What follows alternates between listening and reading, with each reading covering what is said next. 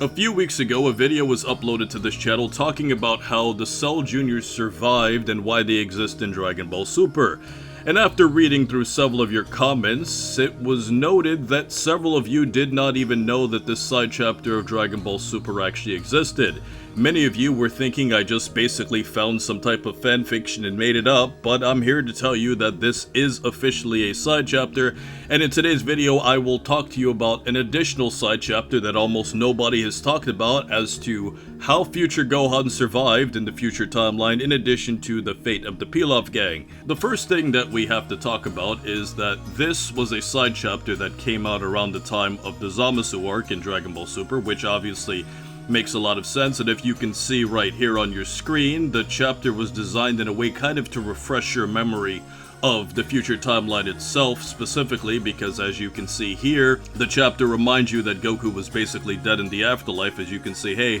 Goku's basically calling himself dead. But if you go back to the original Dragon Ball manga and anime, it was basically said from Trunks in the future timeline that basically all of the Z fighters were going to get killed in the initial android onslaught, with the exception of Gohan, who obviously survived for many years until the androids eventually killed him, and then years later Trunks fights the androids, loses to them, and goes back in time to try and fix things all on his own.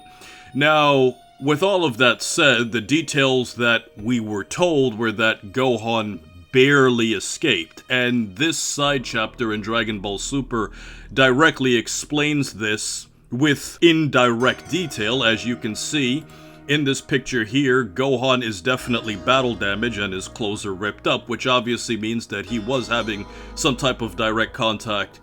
with the androids themselves. Now, this side chapter is clearly different from the history of Trunks, and it's also different from a filler episode called Ghosts from Tomorrow in one very specific way.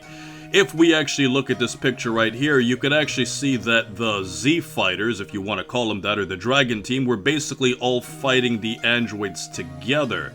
Now, this is very different from what we saw in the history of Trunks and what we saw in Ghosts from Tomorrow. In the history of Trunks specifically, we could actually see that all of the Z fighters appeared to have been fighting the androids one at a time, and if we compare this to Ghosts from Tomorrow, it actually looked more specific that the androids were systematically hunting down the Z fighters one by one, as you can see them in totally different locations. 17 was killing some of the fighters, and then in other scenes you could see Android 18 killing some of the other fighters. But it was very clear that in both situations, the androids were so much stronger than our characters that there was no real fight, as obviously the androids have no battle damage on them at all. Now, another difference between this manga chapter as compared to the TV special and the filler episode is the fact that Vegeta is not a Super Saiyan. Now, as you can see in the very brief scene that we see Vegeta in the history of Trunks, he was a Super Saiyan where he was being killed by 17, and if we see him in the Ghost from Tomorrow episode, we could also see that, obviously when he was fighting 17, 17 blasted him, and Vegeta was also a Super Saiyan once again. So clearly this change in how future Gohan survived and how the Z fighters were killed, obviously Vegeta was never able to attain Super Saiyan, because if he was, why wouldn't he be using it when he's fighting for his life? Now, you could argue maybe the androids busted him up so much that he ran out of his Super Saiyan transformation, but it just doesn't seem to make sense, because usually you only run out of Super Saiyan until it's completely beaten out of you. So I really think that this is just showing that Vegeta was not a Super Saiyan in this timeline. Now, when we look at Gohan specifically, this side chapter, it basically shows that Gohan was saying that he escaped the battlefield essentially to gather the Dragon Balls before the androids killed Piccolo. Now, this is a very interesting thing because, how exactly would Gohan have saved the Earth? Is he saying that they could have used the Dragon Balls to, teleport the androids far away so that they can't,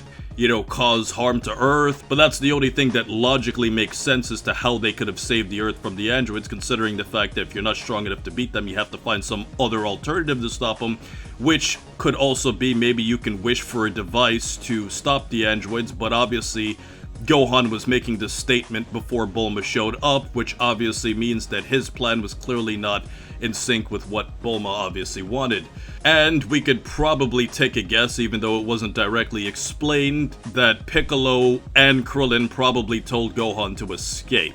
because knowing those characters and how much they care for Gohan, they probably put their lives on the line so that Gohan could get away. And obviously the androids would have been occupied fighting them and would not have cared as much about taking down Gohan. Which ultimately is very dark, because they essentially just allowed Gohan to live for several years just for their own amusement. Now, as you can see, moving on here, Gohan obviously meets up with Bulma. You can see that baby Trunks is born with his blue hair, and they basically get in a ship and they're getting ready to make a wish with the Dragon Balls. Now, when we move on to the next scene, we see the Pilaf gang, obviously a lot older. And basically, Pilaf just wishes for himself and his gang to basically become a lot younger. However, Shu, or Soma, whichever word you want to use to describe him, basically makes a comment saying, "I heard about some fierce monsters down in Southern City. Are you sure it's time for that kind of wish?" And at that exact moment, Bulma shows up, the Pilaf gang turn into kids, and Shenron basically just says goodbye because the wish is granted, and then the Dragon Balls turn to stone. And then unfortunately, right after this, we see that Piccolo dies, and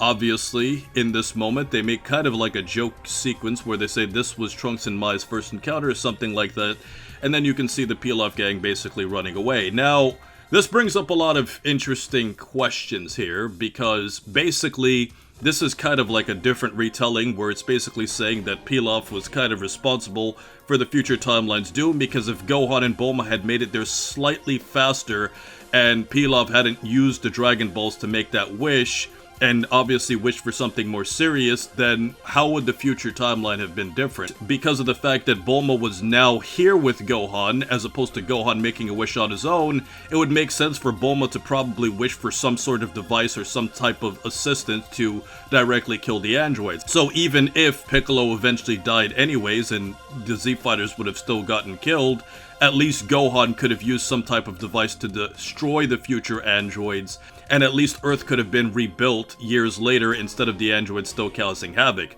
Now, the other question that this brings up too is whether or not Bulma essentially raised the Pilaf gang. Now, obviously, this wouldn't completely make sense because in the history of Trunks, and also, you know, the times that we've seen Trunks' future, we never saw any sign of the Pilaf gang, so essentially, we would assume that as babies, they basically had enough memory to just kind of take care of themselves. But it would be an interesting concept to know that Bulma kind of looked after them as, like, you know, obviously a pet, an imp, and a young child under her wing in the future timeline. But it would just cause too many consistency errors with the information that we already basically know about that timeline specifically. Now, obviously, there were some parts of the whole future Trunks timeline that were poorly written. One of them being notably that King Kai never did anything to help out. Now, I know that some of you are going to say, oh, well, Namek is in,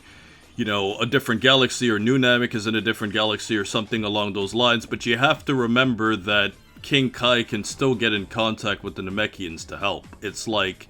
you know, two powerful entities just completely wiped out all of his fighters on planet Earth, and it just doesn't seem in character for Goku, Krillin, and Piccolo to just be in the afterlife knowing that Gohan's basically all by himself fighting against these androids until Trunks grows up, by himself for all of these years struggling, and none of them would have at least made an attempt to try and do something. Like, in all likelihood, based off of those characters, they would have gone to King Kai and tried to contact the new Namekians or something. But obviously these things were discussed in Dragon Ball before we had actually seen the established new Namek, even if the Namekians were still there by plot convenience, and also before the whole One Day Pass thing had really become a thing in the Buu arc. Now, granted, you know, this had happened before in Dragon Ball when Fortune Teller Baba brought back, you know, Grandpa Gohan and to see Goku, obviously, but this does cause a lot of, you know, consistency errors of like, yeah, it doesn't make logical sense for these characters to do it, but ultimately we still have to accept the show for what it is, even if it doesn't completely make any sense.